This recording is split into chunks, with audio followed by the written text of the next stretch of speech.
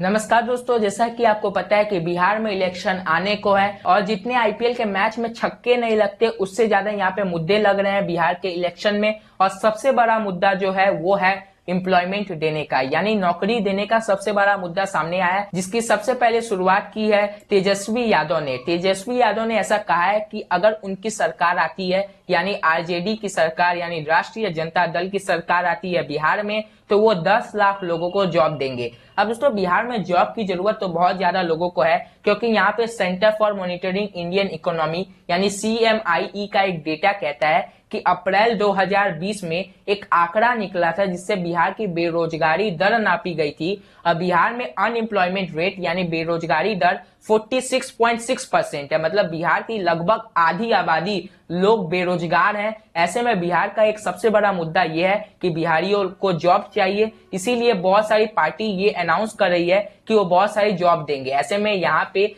तेजस्वी यादव ने सबसे पहले ये अनाउंस किया कि अगर उनकी सरकार आती है तो वो 10 लाख लोगों को जॉब देंगे। लेकिन अब सवाल ये उठता है कि क्या तेजस्वी यादव जॉब देने के हकदार हैं? क्या वो जॉब दे सकते हैं? उनके पास ऐसी कैपेबिलिटी है? तो दोस्तों, सबसे पहले आप ये जान लीजिए कि जो आरजेडी की पिछली सरकार थी यानी लालू राबड़ी देवी की जो गवर्नमेंट थी बिहार में, उन्होंने अपने 15 साल में सिर्फ 33,499 लोगों को ही जॉब दिया है। मतलब सिर्फ 33,499 लोगों को जॉब दिया है। और यहाँ पे लालू के बेटे ये कहना चाहते हैं कि वो 10 लाख लोगों को जॉब देंगे अगर उनकी सरकार आती है। तो यहाँ पे इम्पॉसिबल सा लग रहा है।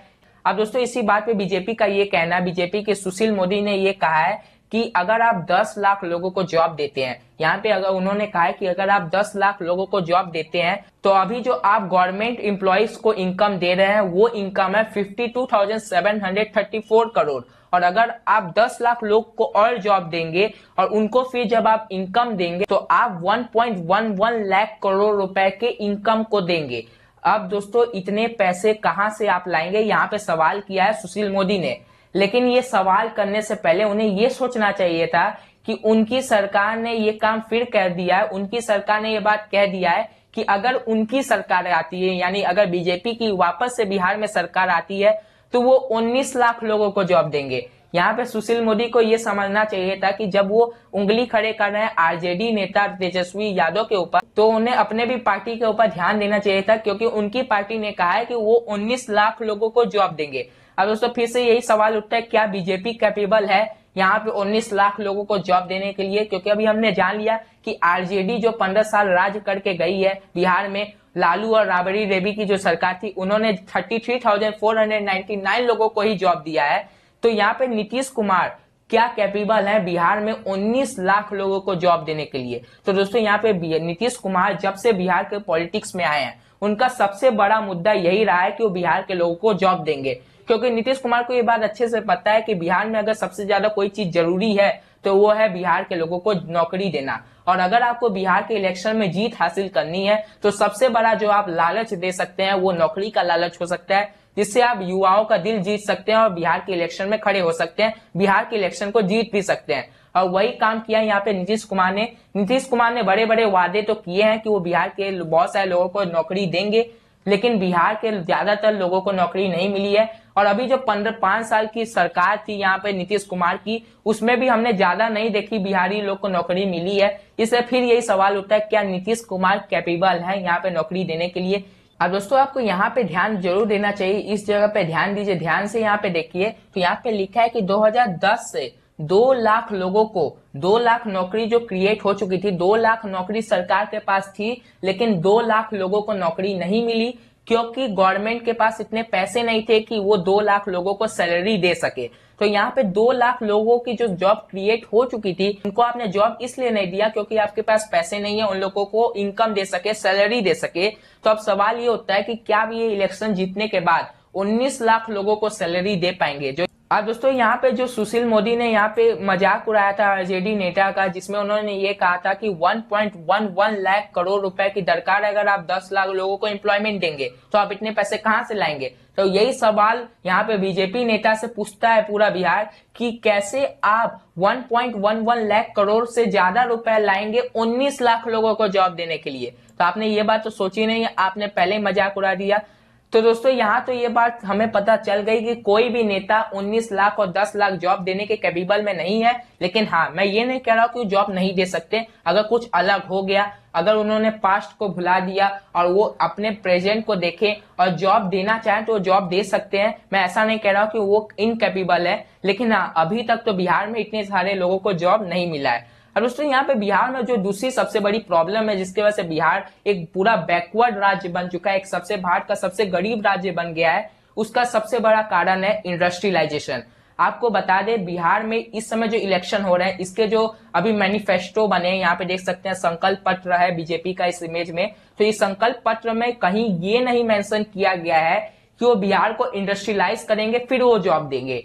इस संकल्प पत्र में ये लिखा गया है कि सरकारी जॉब तो मिलेंगी बहुत सारे लोगों को, लेकिन फिर ये बात नहीं लिखा गया है कि यहाँ पे आपको इंडस्ट्रियलाइजेशन में, इंडस्ट्री में जॉब मिलेगी। तो दोस्तों आपको सबसे पहले बता दें, बिहार एक ऐसा राज्य है जहाँ के बहुत सारे लोग जो जॉब करते हैं वो ज्यादातर लोग होते हैं जो एग्रीकल्चर सेक्टर में जॉब करते हैं, मतलब खेत करते हैं, ही जॉब करते हैं। यहाँ पे कोई भी इंडस्ट्रियलाइजेशन नहीं है। अब दोस्तों सवाल ये उठता है कि अभी जो मैनिफेस्टो निकला है बीजेपी का, उसमें बीजेपी ने ये बात कहा है कि वो 19 लाख में से 10 लाख लोगों को एग्रीकल्चर सेक्टर में जॉब देंगे। इसका ये मतलब है कि अभी भी इंडस्ट्रियलाइजेशन के ऊपर कोई भी सवाल नहीं उठा है, जो उठना चाहिए था, लेकिन कोई भी पार्टी ने उठाया नहीं है। क्योंकि आपको बता दें 1995 से, मतलब आज से 25 साल पहले से बिहार में कोई भी इंडस्ट्री डेवलपमेंट नहीं हुआ है। बिहार में कोई भी इंडस्ट्री ने कदम नहीं रखा है। बिहार में कोई कंपनी नहीं आई है जो प्राइवेट कंपनी है। बिहार में मॉडर्नाइजेशन नहीं हो रहा है, इंडस्ट्रियलाइजेशन नहीं हो रहा है, जिसकी वजह से बिहार एक गरीब राज्य बनता जा रहा है पूरे भारत का।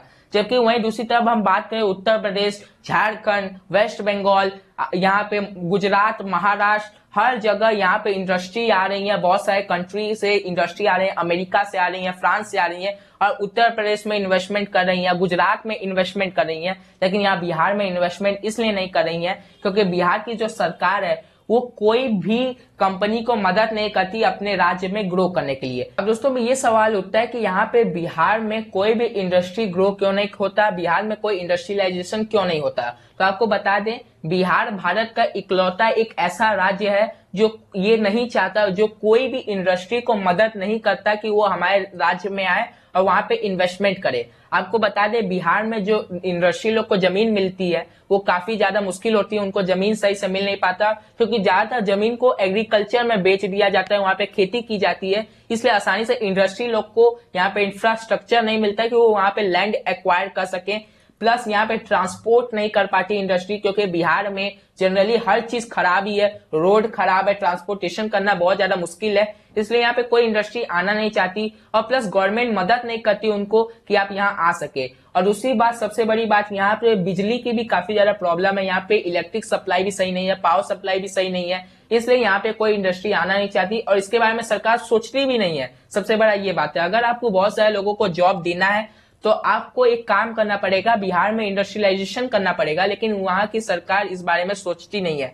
और ना ही ये काम लालू प्रसाद और राबड़ी देवी की सरकार ने किया है, और ना ही 15 साल की नीतीश कुमार की सरकार ने किया है। तो अब दोस्तों वही फिर बात कि यहाँ पे बिहार की कोई भी सरकार ने इंडस्ट्रियलाइजेशन के बारे में नहीं सोचा है। अब दोस्तों बिहार में बहुत सारे पार्टी यहाँ पे बहुत बड़े बड़े प्रॉमिस कर देते हैं, वादा कर देते हैं कि हम ये कर देंगे, वो कर देंगे, लेकिन कोई भी पार्टी बिहार के बैकवर्डनेस और जॉबलेसनेस के बारे में नहीं सोचती। बिहार में कितनी ज्यादा नौकरी की जरूरत है, कितना ज्यादा इंडस्ट्रियलाइजेशन की जरूरत है, इसके बारे में ज्यादा विचार नहीं किया जाता।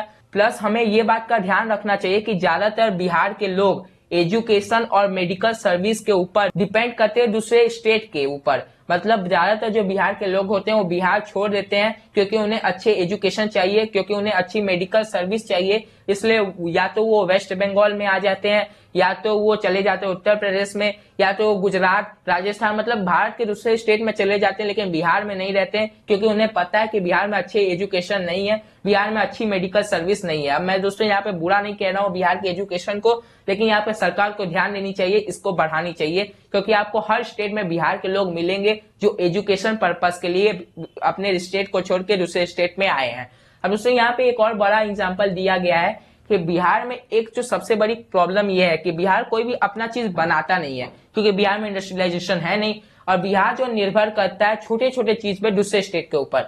अब उसमें यहाँ पे एक एग्जाम्पल दिया गया है साड़ी का। तो जो साड़ी की साड़ी बनती है वो बिहार जो ज्यादातर डिपेंड करता है वो करता है बनारस के ऊपर। आपको पता होगा वाराणसी जो है वो उत्तर प्रदेश का एक शहर है, उत्तर प्रदेश की एक सिटी है जहां से बिहार में बहुत ज्यादा साड़ी आती है शादी के लिए। तो यहाँ पे फिर से एक बात कि यहाँ पे इंडस्ट्रियलाइजेशन है नहीं कि यहाँ पे साड़ी भी बनाई जाए बिहार में खुद की। अब दोस्तों लेकिन एक अच्छी बात यह है कि पहली बार बिहार में जाति के नाम पे वोट नहीं मांगे जा रहे हैं। पहली बार सही मुद्दा उठा है जो है बेरोजगारी का मुद्दा है, जो जॉब देने का मुद्दा है और पार्टी जॉब देना चाहती है। कांग्रेस ने भी अनाउंस किया जॉब के लिए, बीजेपी ने भी अनाउंस किया जॉब के लिए और वहीं आरजेडी ने भी अनाउंस किया जॉब के लिए। तो जॉब एक बड़ा मुद्दा बन चुका है बिहार में। अब दोस्तों जब ये मुद्दा आ चुका है तो अब ये हिसाब मांगे जाएंगे पार्टी से कि आप ये मुद्दे के ऊपर काम कीजिए और अगर काम होगा तो बिहार आगे बढ़ेगा। तो ये अच्छी बात है कि बिहार में ये मुद्दे उठ चुके हैं। अब बिहार के लोकल लोगों को यानी आम बिहार के लोग नागरिक को ये सोचना होगा कि ये मुद्दा पॉलिटिक्स से गुम न हो जाए और इसके ऊपर काम होता रहे, क्योंकि अगर नौकरी मिलेंगी बिहार के लोगों को तभी बिहार ग्रो करेगा। अगर वहां पे इंडस्ट्रियलाइजेशन होगा तभी बिहार ग्रो करेगा, नहीं तो बिहार सबसे गरीब राज्य बन जाएगा हमारे पूरे भारत देश का, जो कोई भारतीय नहीं चाहता है। इसलिए अगर बिहार को आगे बढ़ना है तो वहां पे जॉब क्रिएट होने चाहिए और तभी जाके बिहार आगे बढ़ पाएगा। तो दोस्तों ये थी पूरी इंफॉर्मेशन। अगर आपको वीडियो पसंद आए तो वीडियो को लाइक कीजिए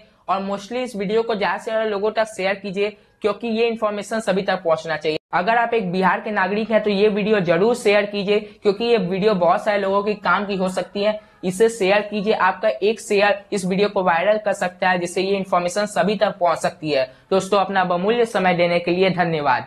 जय हिंद, जय भारत।